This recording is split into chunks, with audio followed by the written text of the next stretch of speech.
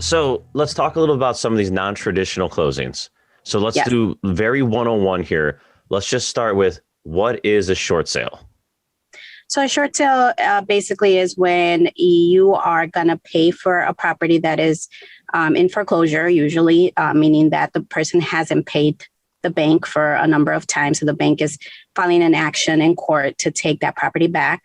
And you are coming in and saying, I will buy that property before it actually gets foreclosed on for less amount than what the person owes the bank. So if the person owes the bank $100,000, you can buy it in a short sale for, let's say, 75,000. That's what a short sale is.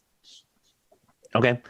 One thing I'm always curious about is, how does that price come? How do we end up with that price? Like, it's for 100,000. I make an offer at 60.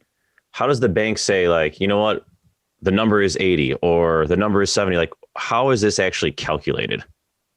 Yeah. So I always tell my investors, because, investors always want to really go as low as possible, obviously, because, they want to, it's an investment for them, right? They want it to cash flow, and they also want to, if they're going to flip it, they want to make money on the back end.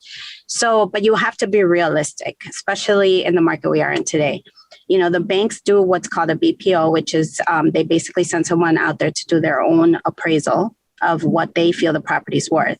And they go look at the outside and the inside, so they know the condition the property's in. They do their own CMA to determine the value, and then you kind of do the same.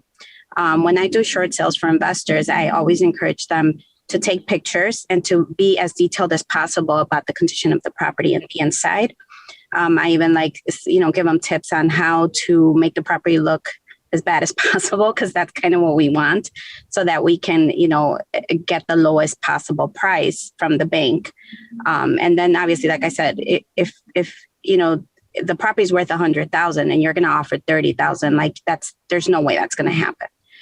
But you kind of have to be realistic. And I always tell them to say about 75% or so. And then, we provide a lot of backup documentation to say, this is why we believe this is what the property's worth.